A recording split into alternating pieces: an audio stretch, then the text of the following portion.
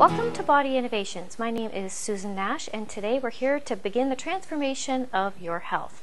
The first thing that we're going to go over is a couple of the core mechanics and how they apply to your core strength and your overall health.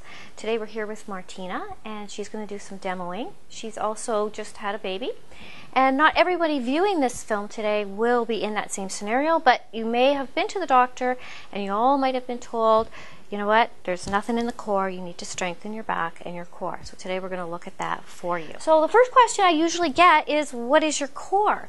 Well, your core is the deepest abdominal layer within your body. So it acts as your internal corset. It is the one next to your organs, and it actually starts up underneath your ribs, like the last 6 ribs. It comes all the way down. It starts through your back, and it comes all the way around. So it actually is an internal girdle for your body. So it can affect, it also has, it joins in with your diaphragm and with your pelvic floor. So I want you to think of your core, I like to describe it for simple terms as a barrel.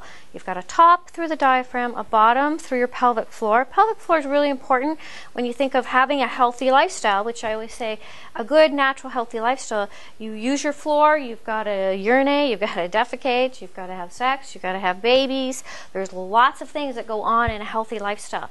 So to actually enjoy your life, you've got to make sure that the bottom of that barrel is going to be able to withstand all that life has to offer for you and not leave you empty-handed with all kinds of issues. So let's have a good, healthy life. So the next thing we're going to do is actually look at posture. I'm going to use Martina here today just as a demo. So when you're looking at your posture at home, I want you to look in the mirror, and the first thing I'm going to have you do is, Martina, stomp your legs and then land your feet. And I'm just going to roll your pant leg up so that your legs, you can see your knees. So when you're looking in the mirror at home, I want you to have a good look at your feet. And I want you to notice, do your feet actually rotate out? So then, Martina, let's pull one out, or maybe just one, bring one back in. So notice, where do your legs land and what's going on with your feet. Bring your feet back to normal, because I already know your posture. And notice as well what's going on in the arch of your feet through here. Do you actually have an arch, or do your feet cave in? So can we cave yours in, like so? And then cave out, so you're on the outside edges of your foot. You could have either of these scenarios. And then I want you to cast your eye up towards your knee and notice, with your knees, are your kneecaps centered over the first and second toe?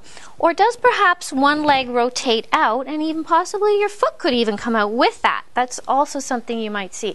This will affect what goes on through your pelvis and then through your core. So there's always a reciprocating effect that goes up the chain. So I like to, make you notice what's happening at ground floor, because you could try to fix everything here, but if it's starting down here, we're going to always run back into trouble.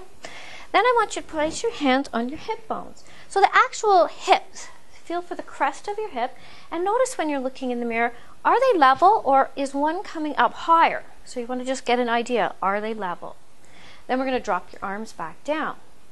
Now I want you to cast your eyes on your shoulders. Are they level, or does one come down, or are you nice and even? You should be even through here. Take a look at your hand position. Is the palm of your hand forward, or does it come to your side? So normal position would be the arm at your side with the palm facing your body, as opposed to being forward and the palm rotated here. This can indicate that you have chest. You could be tight through your rotator cuff, through your chest, because we spend our life on a typewriter, or not a typewriter, but a computer.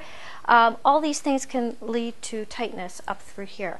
Also, take a visual of what's going on through, I call these windows, on each side of your waist. Is one arm hanging out more than the other? That can indicate a shoulder problem that's going on. And now I'm going to turn you for a second before Marcus gets tired. And just take a look from the side position of your head. Very difficult for you to do by yourself, but you could certainly ask someone close to you who will give you an honest answer.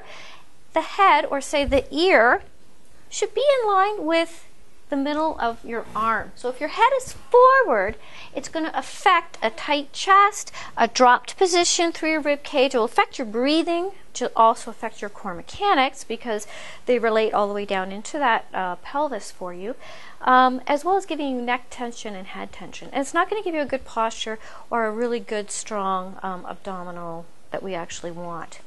The other thing to notice is the low back. Now there's a natural curve that exists between the neck and the low back. After pregnancy, so how many weeks are we after? 8 weeks.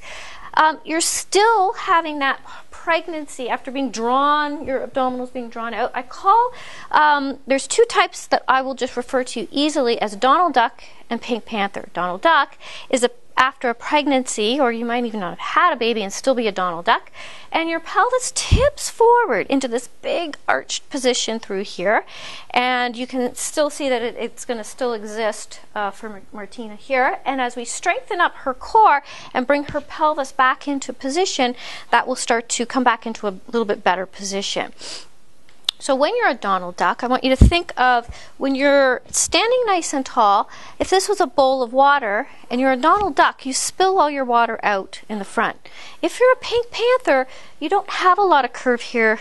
You go flat in the back and all your water is spilling out through the back of you. Donald Ducks like to lock their legs. Do you find you do that? Do you find that you lock or not lock? So pregnancy alone has pulled you into Donald, and you're still pretty good through your leg position. Some of you out there might find, oh, I can totally relate to that. I lock my legs and I do one of these. Okay. Sometimes sports can do that for us, or it's just habit. So now, after discussing that posturing with you, we're going to bring you down to the floor and start the beginning of your core mechanics.